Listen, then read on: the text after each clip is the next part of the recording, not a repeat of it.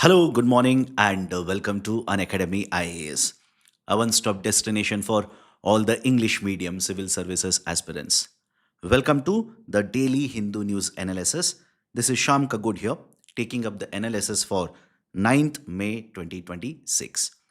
Now, this is a list of the topics that I've taken up for the session, and I'll have a comprehensive discussion covering the important prelims as well as the mains angles associated with these 10 articles.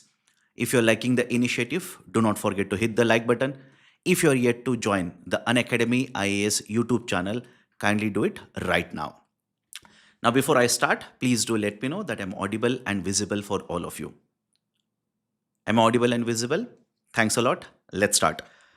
So, the first very important thing that you should note, especially those who are writing the prelims 2027, is the fact that right now the Unacademy IAS courses are available at the discounted prices of 19,999. Once you enroll into the course, you will get access to the live lectures as well as the recorded classes. You will get access to the prelims as well as mains test series, the reading material, the current affairs initiative you can, etc. Those interested in enrolling, do check out the details by clicking on the link provided in the description. And do not forget to use the code IAS English in order to get the discount as well as get an extension of up to 6 months free of cost. Let me start. First important article, the editorial page, the elephant in India's data room, need for data standardization. Let's understand the basics here. The government, let's say at the central level as well as at the state level, needs to have very good data. What is the requirement of having a very good standardized data? The government of India wants to make policies. Let's say the government wants to implement a policy to promote production. It wants to implement a policy to promote employment generation. It wants to implement a policy to promote education levels. They want to promote exports, etc. Whenever these kind of policies will have to be formulated, first and foremost, you need to have access to updated, real time, quantitative, and qualitative data. Please understand, right now, it's not that we are not generating any data. The fact of the matter is, we are creating a lot of data. Every ministry, every department, at the central level, at the state level, etc., they are creating a lot of data. But the problem is, one, in lot of cases, there is inefficiency in the data collection. In lot of cases, there is duplication in the data that is collected. In some cases, the data that is collected is very old data. Just to give you the importance, just let me connect it to a current affairs initiative or current affairs discussion.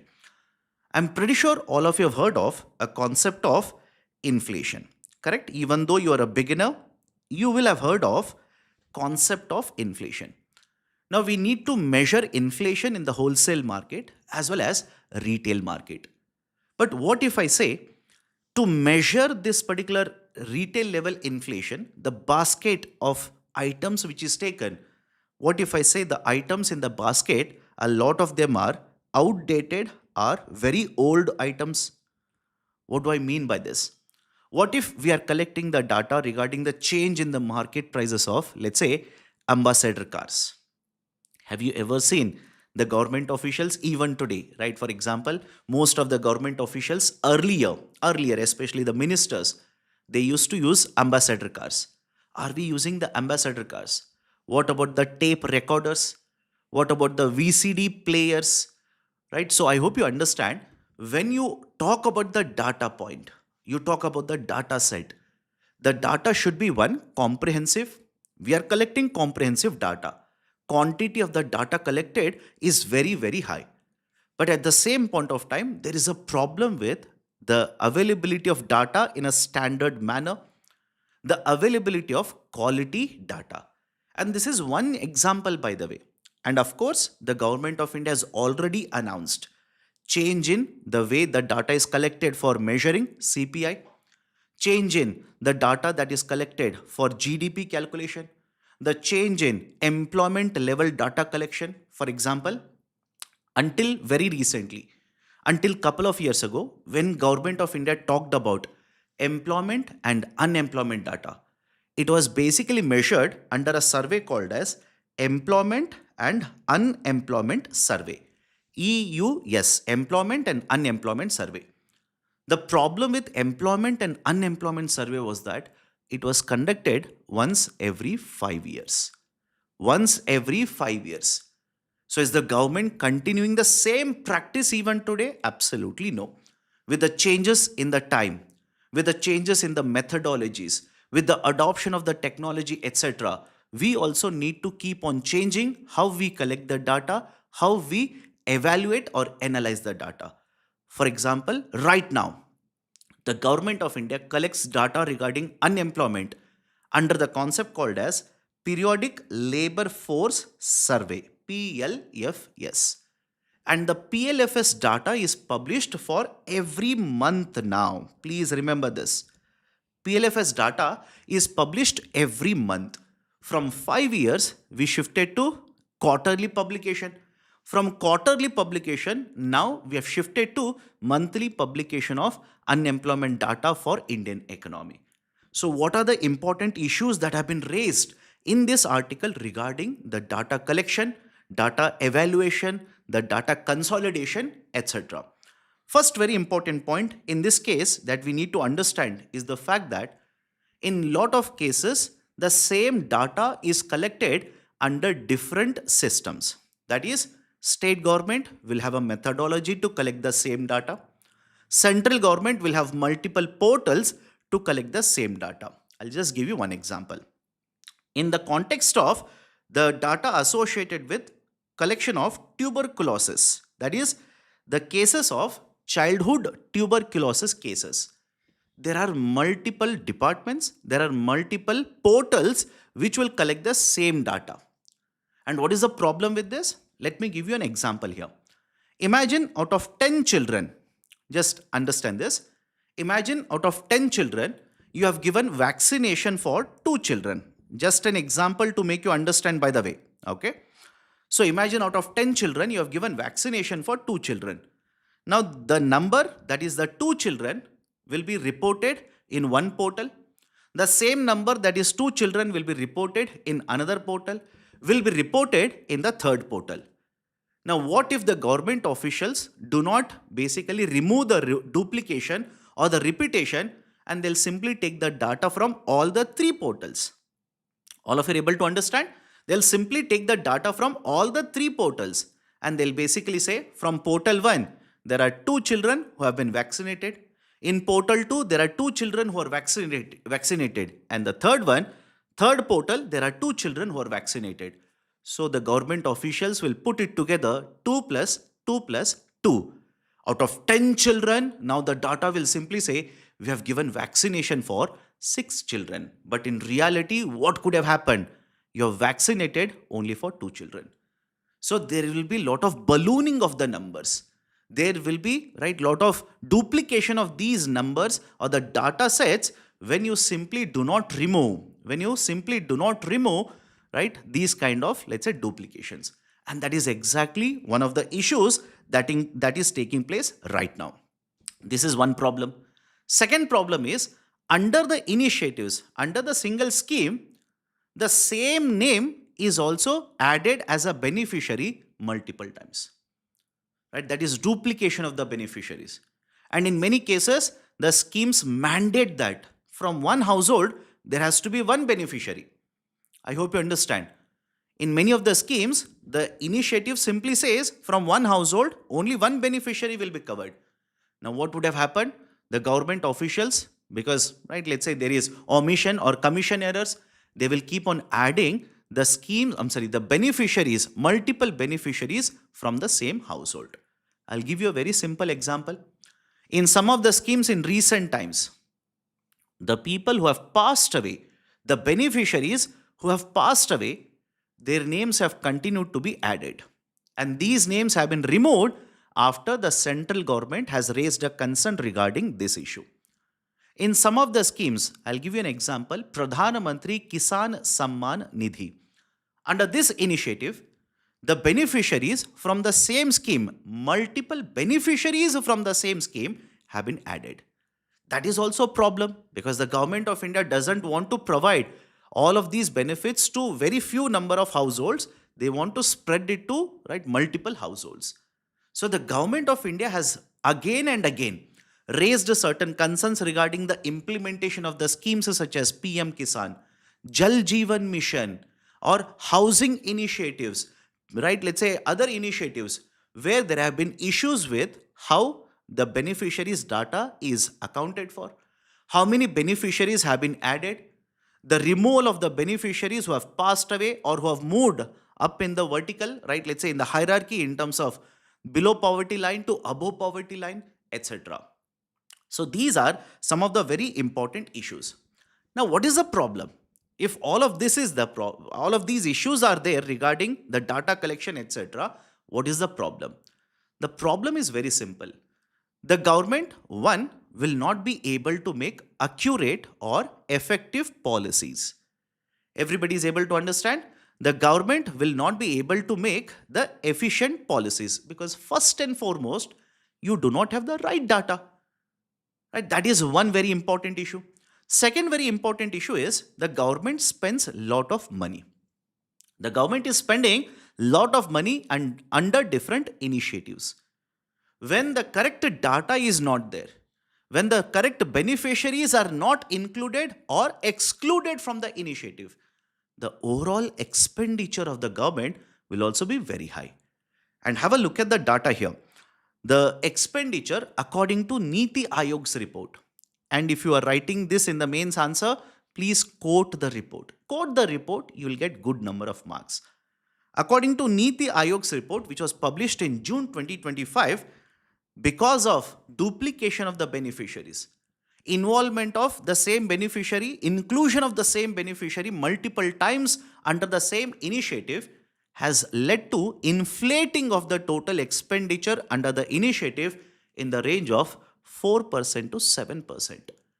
In the range of 4% to 7%. So imagine, annually Government of India spends a huge amount of money.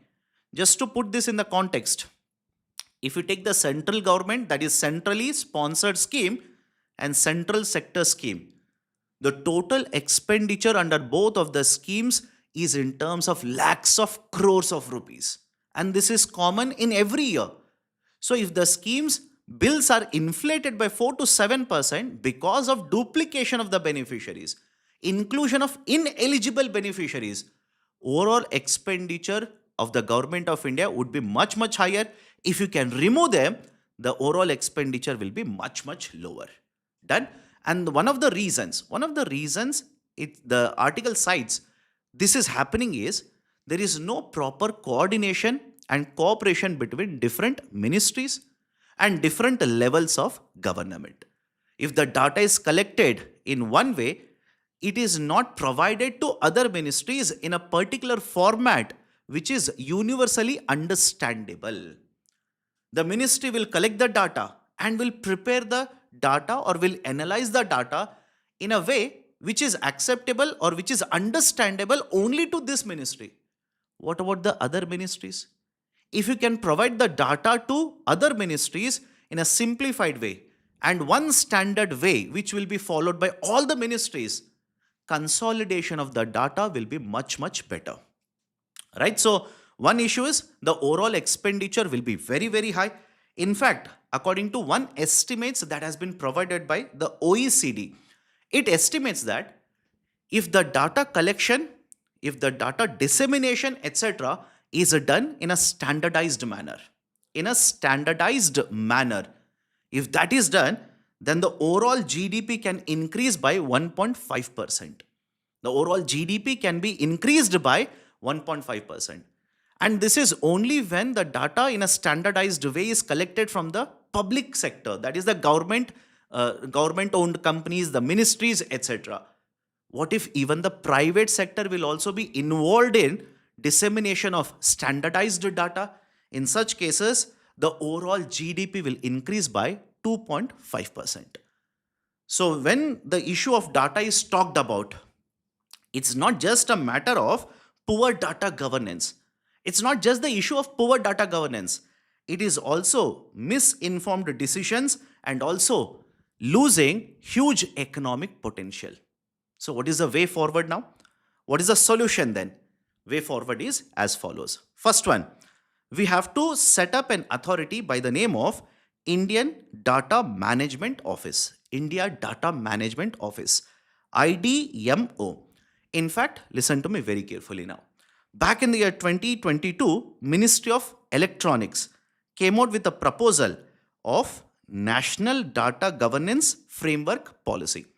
National Data Governance Framework Policy. According to this policy, we were supposed to set up India Data Management Office, which will standardize how the data is collected, how the data is standardized and distributed with every stakeholder. We are yet to set up this office. Everybody is okay? We are yet to set up this office. The recommendation is we should set up the office and also provide this office with appropriate powers. Second one, we need to align the methodologies that we are using with the international standards. That is very important. For example, whenever you talk about gross domestic production, GDP, whenever you talk about the GDP methodology, very often we will simply cite the statement and say the GDP methodology that we are calculating in India is according to the recommendations that have been provided by United Nations systems of national accounts. We follow recommendations given under the UN's SNA. That is a basic meaning of have, right, let's say alignment with international standards. India's open data platform, there is a website data.gov.in. I don't know how many of you have visited it. It will provide you a lot of information regarding the initiatives, especially the schemes of Government of India.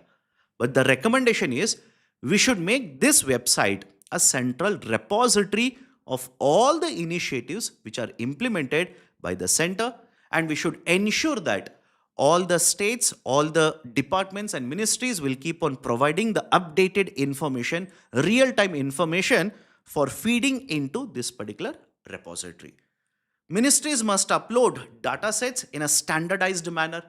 All the ministries will follow or should follow, right, one type of a methodology so that it is easy for anybody for that matter, for you, for me, for let's say citizens, rights activists, etc., to get access to the information, to read and understand the meaning of the data that is made available. And finally, there is an index that is published by NITI Aayog, Data Governance Quality Index. So this particular Data Governance Quality Index, which is being published, the index 1.0 has been published, 2.0 has been published. It should be made as a standard.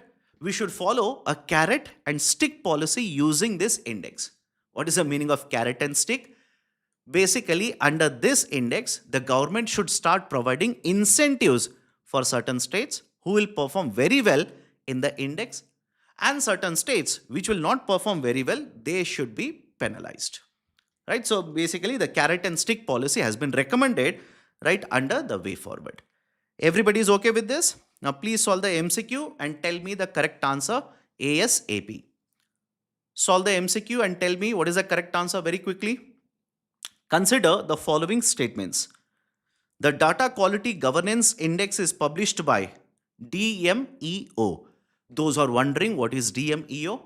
DMEO is part or under the NITI Aayog. It is one of the part of NITI Aayog. And the role of DMEO is, or full form, first and foremost, full form is a Development, Monitoring and Evaluation Office.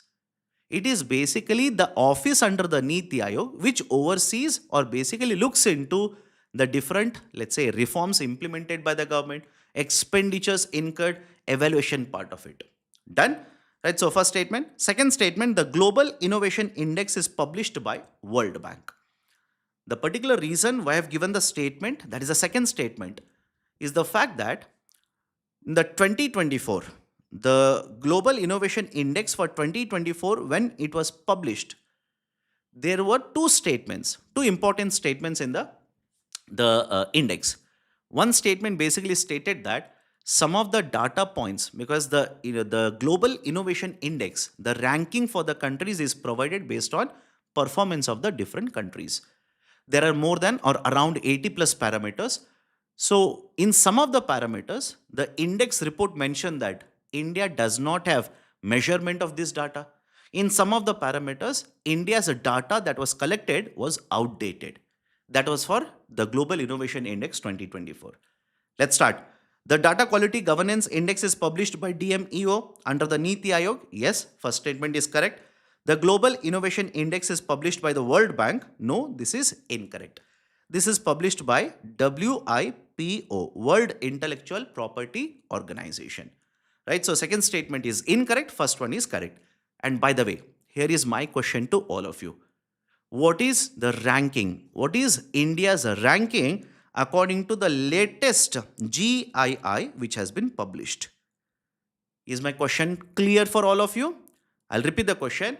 What is India's ranking according to the latest GII which has been published by WIPO? Please do let me know the answer. And by the way, the correct answer to the question here is option 1. Right, so statement 1, that is option A. Now please take up this particular question for mains answer writing practice. India's policy outcomes are often constrained by poor quality data infrastructure. Examine in 250 words a 15 marker question. Anushka Singh says 38th rank, absolutely right. Those who have given the answer, 38th rank, absolutely right. Okay, let's go forward. Second article, NITI Aayog's report on education. NITI Aayog on the 6th May, today is the 9th May, on the 6th May came out with a report, education report. Please be very careful. School education system in India, temporal analysis and policy roadmap for quality enhancement. This particular report is based on the last 1 decade, the analysis of last 1 decade, right? That is 10 years. So what are the important observations and what are the important recommendations? Now listen to me carefully.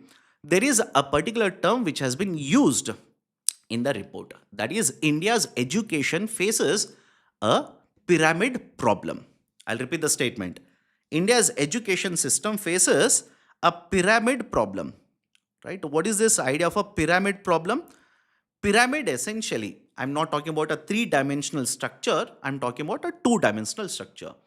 When you look at pyramid and try to draw in a 2D structure, you'll basically see as you keep on moving from the bottom to the top, the area will keep on shrinking. Correct? The area will keep on shrinking. This is basically the pyramid structural problem that India's education system faces right now. What do I mean by this? When you look at the number of children who are entering into education system, when you look at the total number of children who will start from, let's say, first standard, as they keep on moving to the top, from the first standard to the 6th standard, 6th to the 9th, 9th to the 11th, 11th to the 12th, that is finishing the college. The number of students who will keep on moving to the top will keep on reducing. Is it okay? It will keep on reducing. That is, the number of students at the primary level is very high. The number of students at the college level, high school as well as the college level, will keep on shrinking. This is basically the pyramid structural issue that has been cited, that has been reported by NITI Aayog. So what are the issues? Why this kind of an outcome is being observed? These are the following reasons. First one, NITI Aayog report simply says, in lot of the places, once the children enter into the primary schooling, the school has the features school will provide the education up to only certain standard.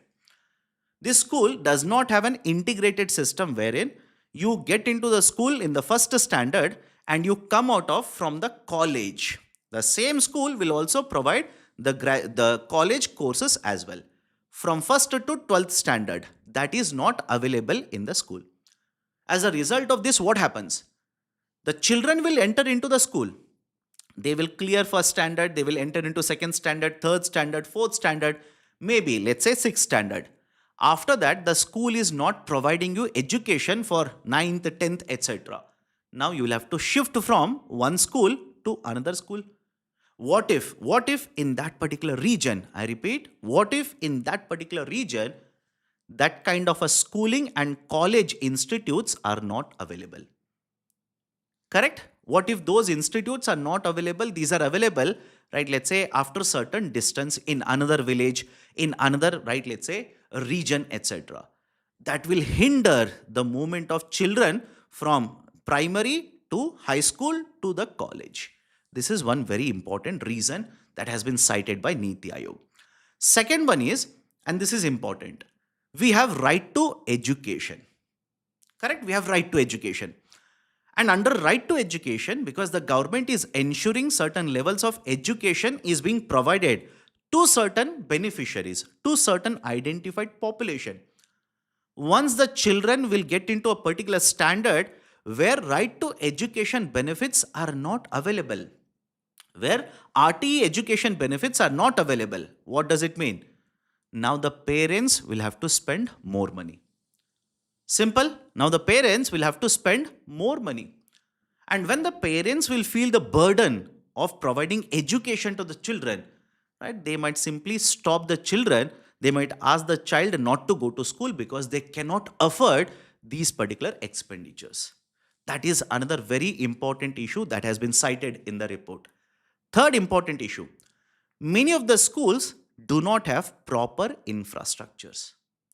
They do not have proper infrastructure. What kind of infrastructure? It could be, right, infrastructure such as classroom. It could be infrastructure such as clean drinking water facility. So a lot of these schools do not have proper infrastructure. So these are some of the reasons which have been cited by NITI Aayog's report based on its analysis of the education sector in the last one decade. Right? Please have a look at the data point as well. I'm pretty sure you'll have to go through these particular data points. I'm pretty sure if at all a question is asked, you'll have to mention this report. If at all a question is asked, let's say in the social issues paper, please mention this particular report and the issues that have been cited in this report. Of course, I do understand it is very difficult for you to remember all the data points. Very difficult, but try to recollect it. India has more than 7 lakh primary schools and only 1.6 lakh higher the schools at the higher secondary level. 4 out of every 10 children who enter the system basically drop out before completing higher secondary education. 5.4% of the schools offer a continuous journey. That is, you get into the school in the first standard.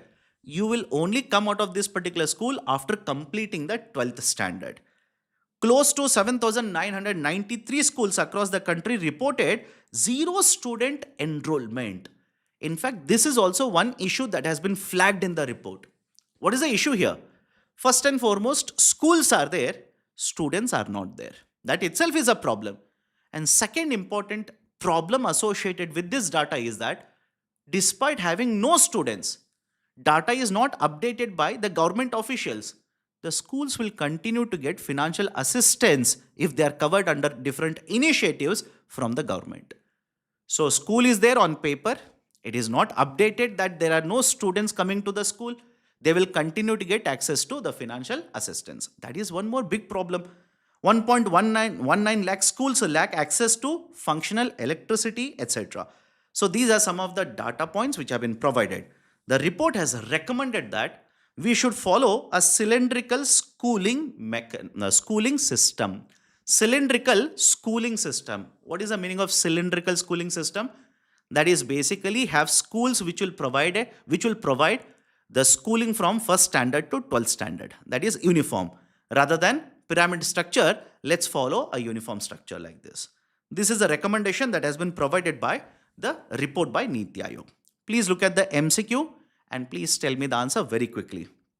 Consider the following statements regarding Unified District Information System for Education Plus.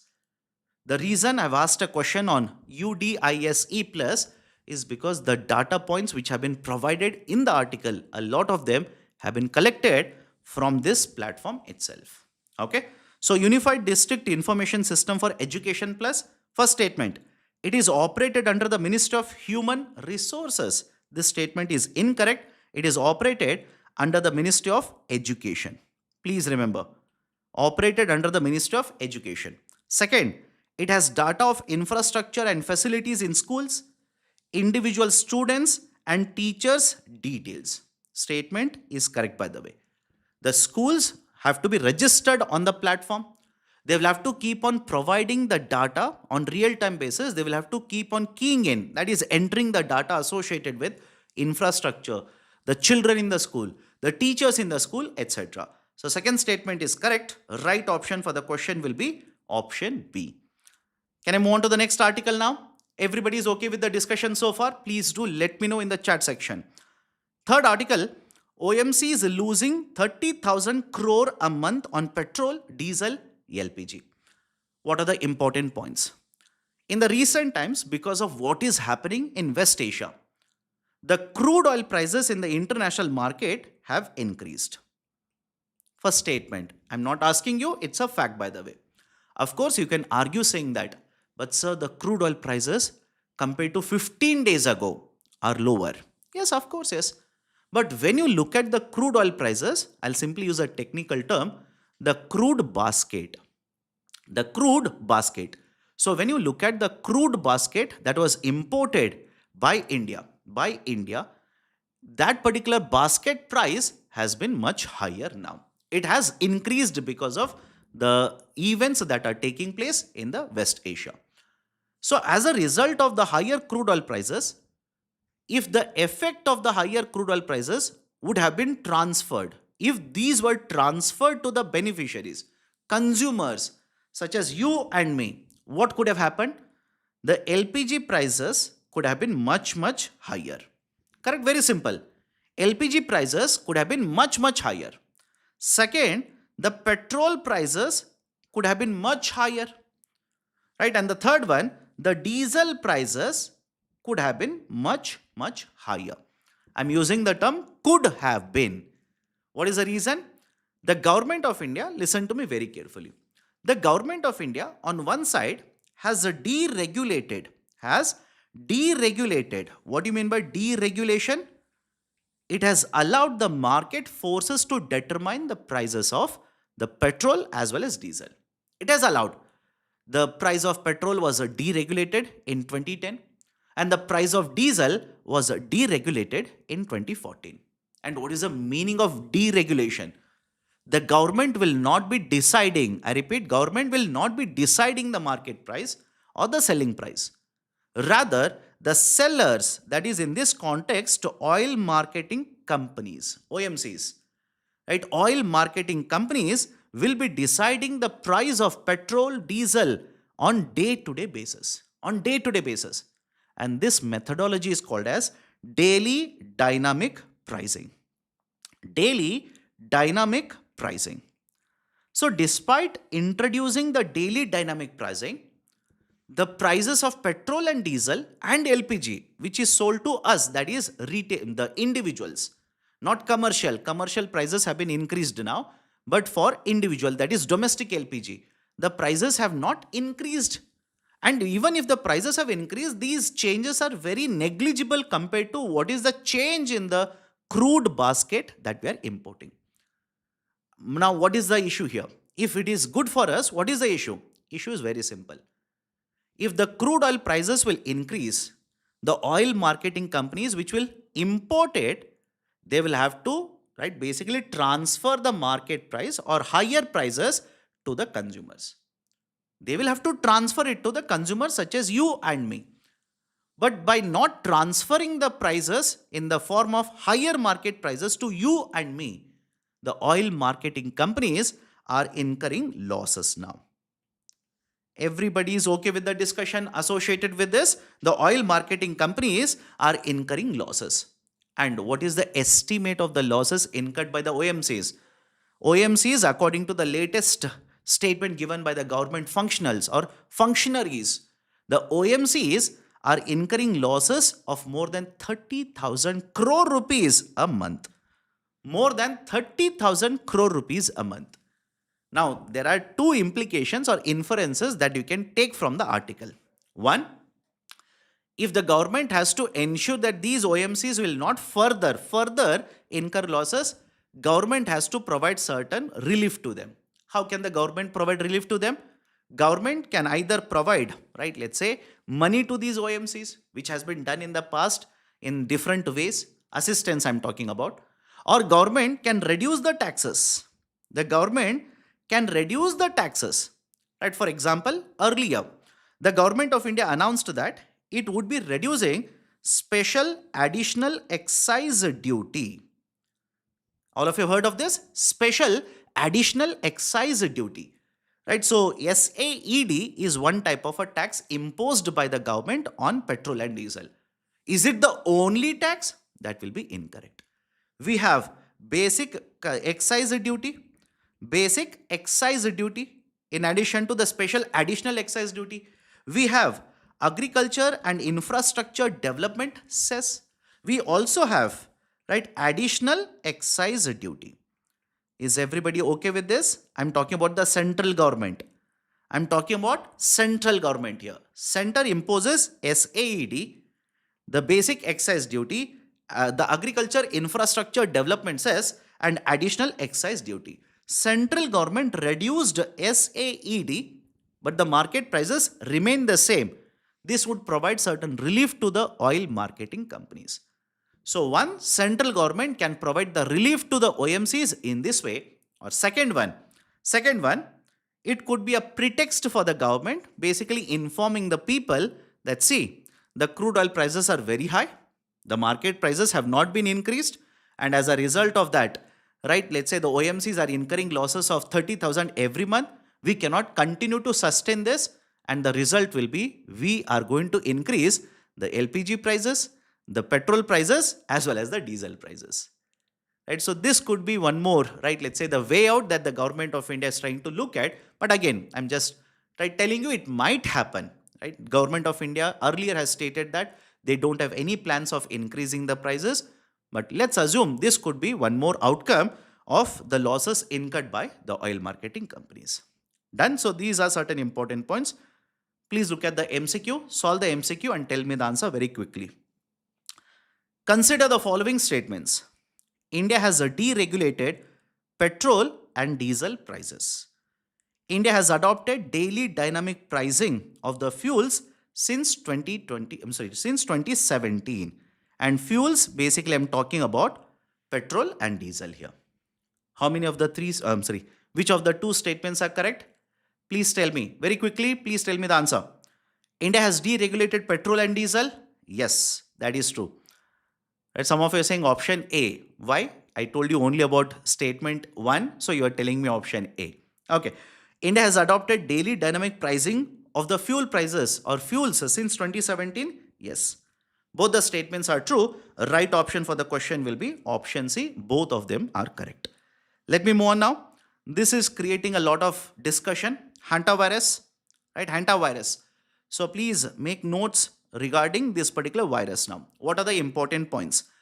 This virus has been detected in one of the ships, right? One of the, right, let's say ships which was carrying, right, more than 100 passengers from one region to another region, right? So out of these particular people, some of the people have contracted positive cases. Some have already died because of it. And it is stated that some have embarked from the ship. They have got down from the ship. Now we are trying to trace these particular passengers. Right? Now we are trying to trace these particular passengers. And why it has created a concern? Why this has created a concern? This virus generally doesn't spread from humans to humans. I'm using the term generally.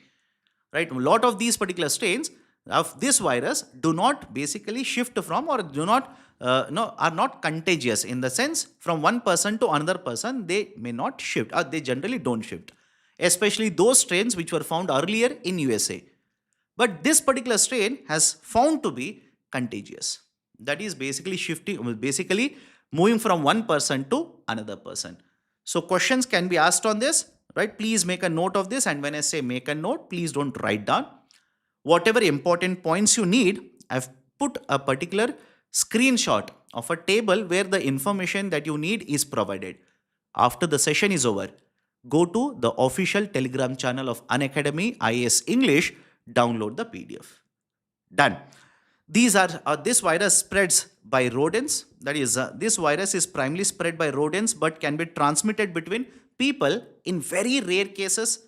People typically who come right in contact with virus in rodent droppings, saliva, and urine, right, which are airborne, are infected with this. Initially, it is not detected.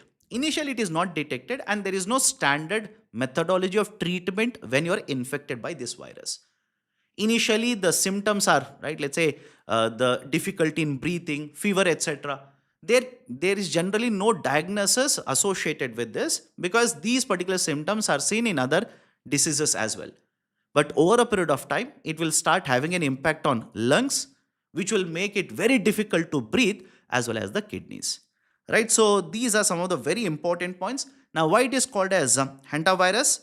It is based on the name of a river where it was found for the first time in South Korea, identified for the first time in South Korea, that is Hantan River in South Korea in 1970s. Right, so these are some of the very important points associated with the new virus that is there in the newspaper. New virus in the sense newly reported in the newspaper. Even the World Health Organization has raised a concern regarding the virus. Done? Right, so please go through the picture. Please go through the points. Please make a note on these particular points. Let's go forward. US court rules against a 10% tariff but no relief for traders. What is the issue here? The government of USA, that is the Mr. Donald Trump's administration, earlier had used the powers under IEEPA, International Emergency Economics Powers Act. Right, so under IEEPA, the administration had targeted almost all the trading partners, including India, imposed tariffs, imposed different rates of tariffs on all these trading partners. Now, the Supreme Court, the matter went to the Supreme Court of USA, and the USA Supreme Court ruled against the administration. The argument of the Supreme Court was the powers under IEEPA can be used only when there is an approval from Congress. When there is an approval from the Congress, and because there is no such approval given to the President of USA, these tariffs which have been announced by Mr. Donald Trump are illegal. Now, immediately, as usual, which is a characteristic of Mr. Donald Trump, he criticized the US judges, that is the Supreme Court judges, and announced that they would be imposing, that is the administration would be imposing 10% temporary tariffs. 10% temporary tariffs. And this particular 10% temporary tariff would be applicable for the next 150 days, and this was announced under section 122 of Trade Act of 1974. Is it clear?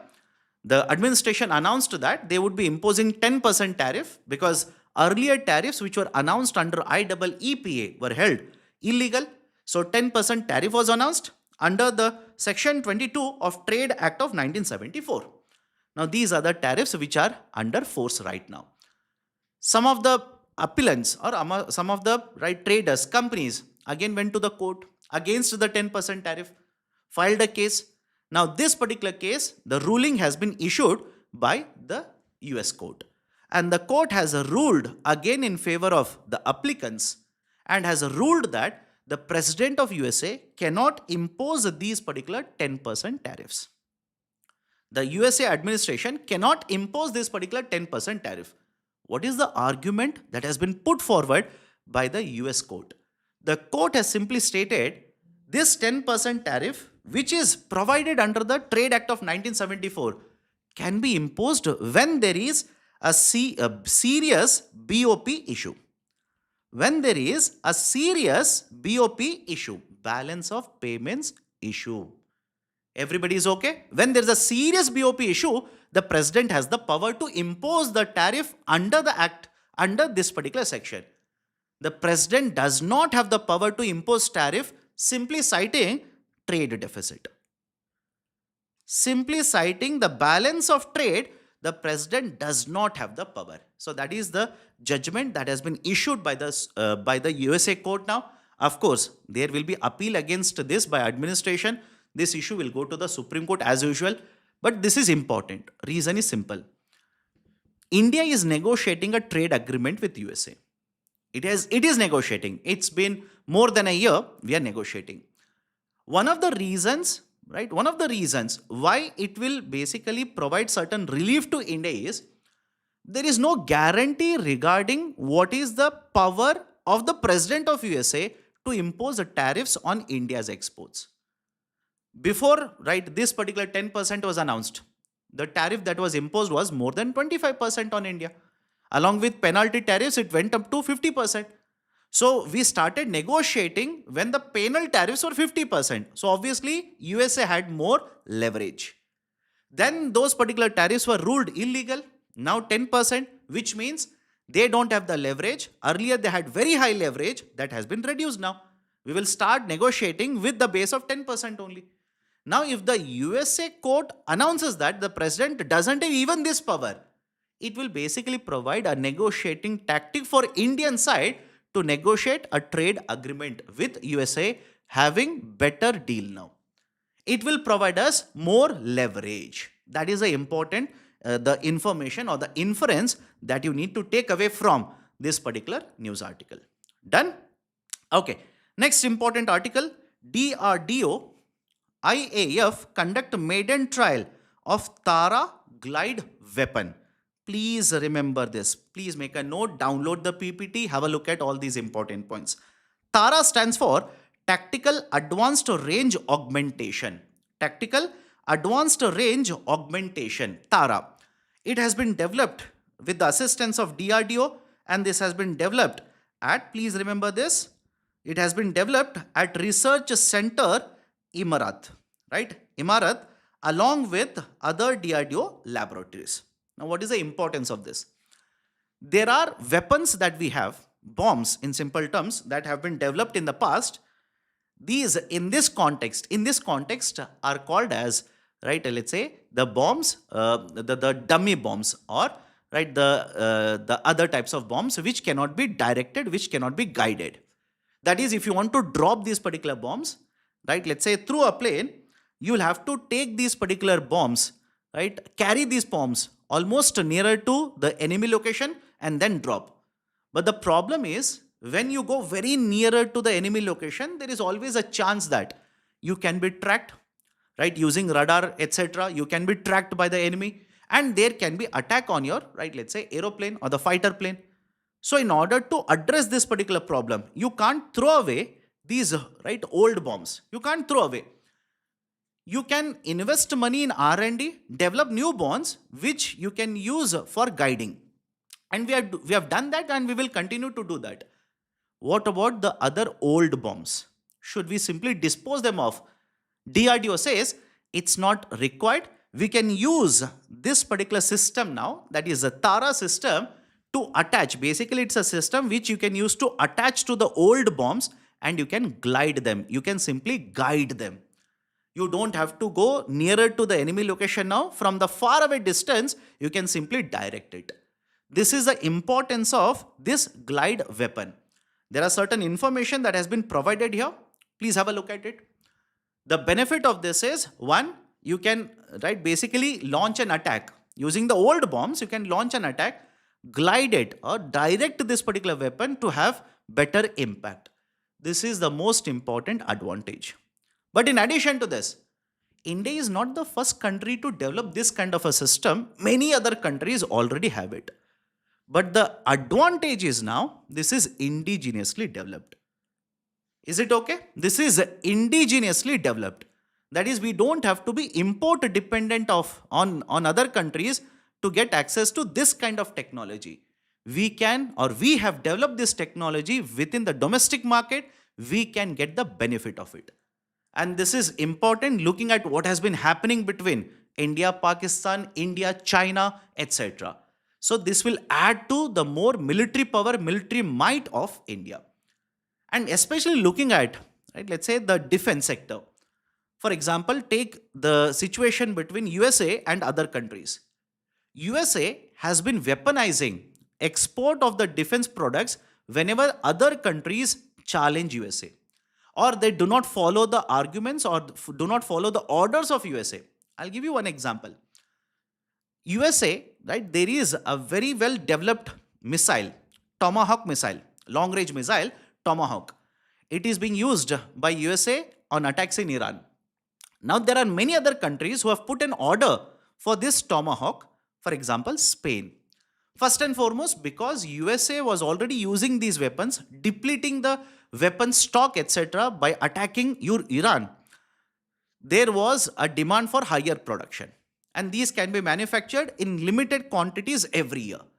As a result of this, other countries which had already placed an order for a lot of these defense equipments, including Tomahawk missiles, there was a delay in providing delivery for these countries. Take, for example, Spain. Ukraine was demanding Tomahawk missiles. USA denied it. So argument is very simple. Because of the statements that were given by, let's say the other country leaders, USA's president has announced that they would not be supplying missiles, they would not be supplying, let's say defense weapons, they would withdraw, let's say the defense personnel who are located in these countries, etc. So when you're import dependent, especially of defense products, when you're import dependent on other countries, they can weaponize it. They can use it as a leverage to get more concessions from you. And that is where you need to look at the development of Tara, completely indigenously developed technology. Done? So these are certain important points associated with Tara. Next one, Bangladesh has failed to give actionable response.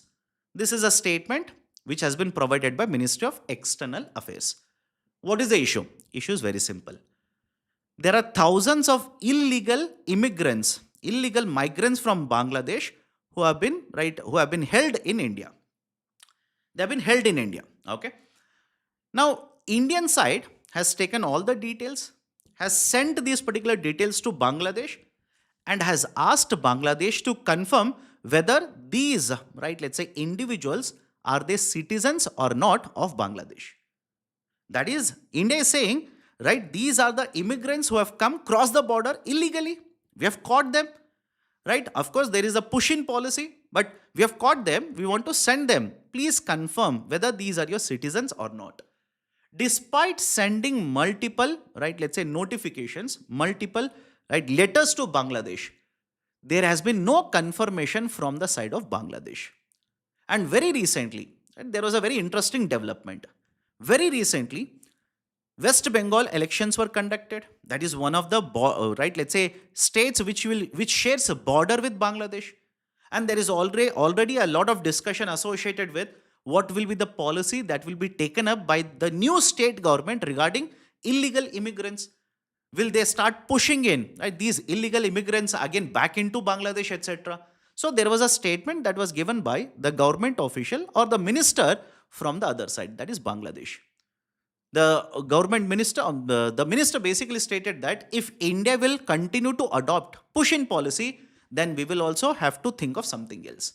So as a response to that, the government of India now says, we have already sent a lot of details to Bangladesh government, and we have sent it for multiple years now. So far, there is no confirmation, there is absolutely no response from the other side regarding confirming that these individuals are the citizens, are the residents of Bangladesh. This is basically an update associated with illegal immigration. Next, couple of more articles, small articles. MGNREGA scale workdays fell in 25 and 26, find study. Now, why should you be focused on this article? Simple reason. The government of India has already announced one more initiative, VBGRAMG. Correct? The government of India has already announced a new initiative, VBGRAMG, Viksit Bharat, Guarantee for Rozgar and Ajivika Mission Gramin. So this is the initiative that the government of India has announced, which will be replacing MGNREGS, MGNREGA. So this will be replacing the MGNREGA scheme. The issue that has been flagged, the issue that has been raised in the article are these. One, the government's allocation under Manrega for this year till, right, let's say it is replaced with VBG Ramji, is limited to 30,000 crore rupees. Right? It is limited to 30,000 crore rupees. That is very less amount. And when it will be replaced, that will be announced by the government of India. And second very important outcome that has been observed in a survey that has been published here is the fact that the number of households who are registered under Manrega, the households have increased, but the number of work days that have been allocated so far, it has decreased. Everybody is able to understand? The number of households who want to avail the work under the Manrega, the number of registered households has increased, but the number of work days that have been allocated, it has been decreased. So this is basically the concern that has been raised, right, stating that the funds allocated is very limited. The number of work days that have been allocated are lesser, etc. So these are some of the points in the article. Now, last two articles, just factual information. Just factual information. UPSC has the habit of asking questions on books. Not, rightly, let's say, economy book that you are referring to, not polity book, etc.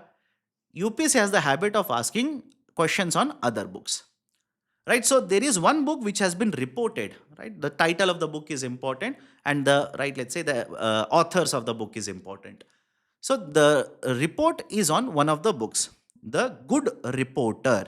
Please remember this. English name of the book is The Good Reporter and the Hindi name for this is Badi Aayi Patrakar. Right, Badi Aayi Patrakar. Right, so please be very careful with both of the names. English name is The Good Reporter. It has been translated into Hindi, Badi Aayi Patrakar. Right, so this is the name of the book. Why is it important? This is basically a memoir of 10 women journalists. Is it okay? Right, 10 women journalists. It's a memoir. Right, so it is basically a collection of memoirs written by the 10 women journalists. Okay, so please remember, this can be asked in the preliminary examination. There is no single author. There are 10 journalists who have come together. They have clubbed their memoirs and this is called as Badi Aayi Patrakar book. Okay, second important article associated with just factual information. A particular movie, Malayalam movie, old movie by the way, Amma Ariyan. Amma Ariyan, right? It's a Malayalam word.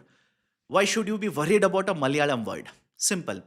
This is the entry from India. This is the only Indian feature movie that will be showcased in the upcoming Cannes Movie Festival. That's it. Right? This is the only feature film from India that will be showcased in premiere, right, at Cannes Movie Festival. Right? And this particular movie, it's a cult classic in Malayalam. And basically it is translated. If you look at the title of the movie, it is translated into a letter to mother. Letter to mother. Right? So this is a movie name. Please remember this. Can be asked in the prelims examination. Straightforward factual question. Done? So these are the different articles, concepts, questions that I wanted to discuss with you people in today's session. If you have liked the session, do not forget to hit the like button. If you're yet to join the Unacademy IAS YouTube channel, kindly do it right now. The PPT will be uploaded in some time on the official Telegram channel. Download it. Thank you. Have a great day.